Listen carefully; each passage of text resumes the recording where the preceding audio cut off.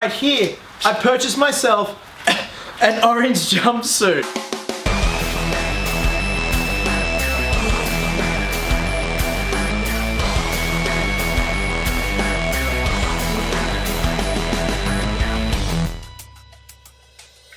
What's happening, my fellow geeks and geekettes? Welcome to a brand new episode of Cosplay Chris, and today marks episode 3 in Mr. Whippy, the construction process of my Whiplash cosplay from Iron Man 2. Now, first and foremost, I just want to get out there, you guys will have to excuse the outside noise that is going on at the moment. We have had torrential rain for a couple of days straight. I needed to film this video, and this is the quietest it has been apart from bucketing down. So you guys are just gonna have to make do. There's some drips going on over there. As long as you can hear me, we're all good. Now, as you guys can see right here, I purchased myself an orange jumpsuit.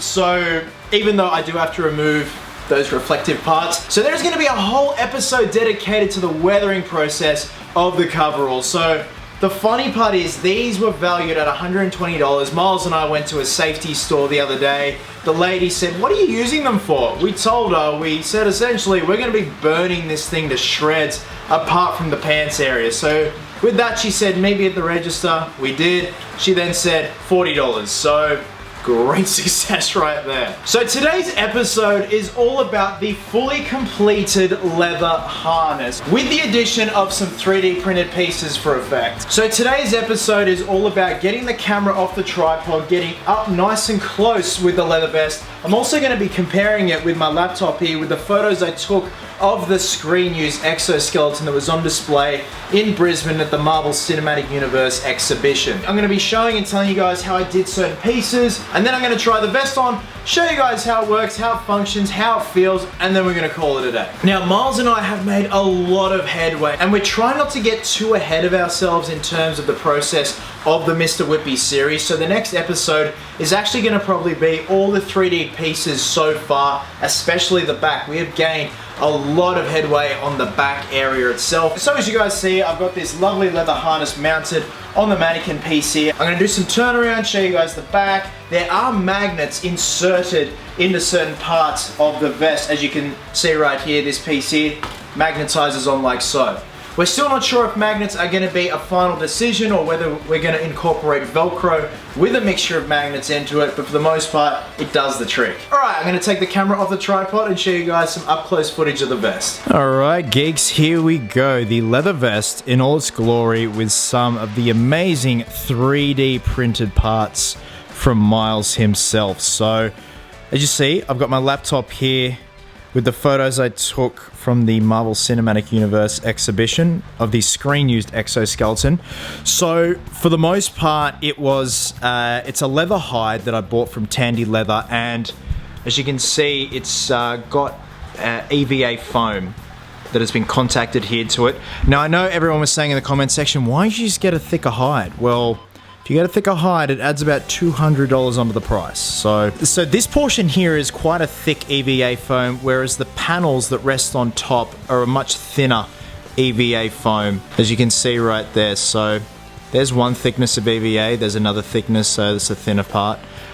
These brackets here, they're going to have the rose joints. So if you guys are wondering what the rose joints are, it's these pieces here. They're kind of like ball bearing pieces that kind of pivot and I guess go with the movement of the vest or whatever they're attached to. So at the moment, Miles and I are still deciding whether we have tracked down the original size rose joints or we're just going to makeshift our own, like I mentioned in the first episode.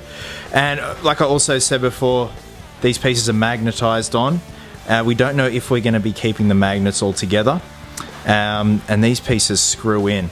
How amazing is that? This is all 3D prints. Like, there's been no prep work, pretty much no prep work whatsoever. And this is the way Miles has designed it, just to screw in like so and pop on with the magnet. Now, if you guys can see that silver braided cable there, well, this is the closest I could find. So I still have to color it, obviously, because it's black at the moment. So it's going to attach in these two ports here and then attached to these 3D printed pieces here. As you can see, Miles has faithfully recreated them and printed them. I just call them spark plugs because they kind of look like spark plugs. So, you know, this is all in the raw state at the moment, and there's still a lot of prep work, a lot of painting to do. So in terms of the stitching, you know, I know it's lazy, but it'll do. It seriously will do. I'm just getting a silver Sharpie, and I actually have to do it again and go over it in all the areas to emulate, you know, leather stitching. So in terms of the arc reactor, this is magnetized in. This is an LED strip right here, a circular LED strip for that matter, and it has various settings. It can get quite bright actually. Now those right there are the Charles Baker or Charles Barker ejection seat clips. These are originals that you see on the prop here. They retail for about, give or take, about $100 on eBay, and this is the best possible thing I could find for a good price. These are $5 each. They did come in black, so I did have to repaint them and put a green wash over the top area just to try and match the screen use prop there. Now, most of these rivets are functioning, as in they are holding a lot of the pieces down, while some are just display rivets. Like these ones here are display rivets, these ones here. These ones are actually locking in the strap here for the clasp. Then we have these side shoulder portions here that actually require some more 3D printed pieces here. Now, if we turn the thing on its side, we've got some 3D printed pieces here. I just call them power packs, or like little battery packs, as you can see right there. So I still have to add a display cable going from this one to this one. I don't know what you call these things. Miles and I just call them, you know, like power brackets or something. So Miles printed them in two separate pieces, and he designed it so I just slot a rivet in the bottom and the top there, and they sort of pivot, as you can see right there, on almost like a hinge. So it goes with the curvature of your hips and your waist, which makes it a lot more easier and of course a lot more comfortable. Turning right around, we can see the start of the spine. So these pieces here are somewhat permanently fixed in place. It's just been glued down for now. We will have to remove them at some point for painting and weathering, but you can see all the magnets that have been inserted in the back here. These are what hold the spine in place, and you know, in the future episodes I'll be showing you guys the spine prints and everything. More strapping going on here. It was a lot of R&D just to try and match the screen use vest itself, and just the base vest at that. And you can see these toggles here, which I showed you guys in the previous episode, just trying to faithfully recreate the whole thing, even though it's not going to be on show because it's going to be covered by the whole spine.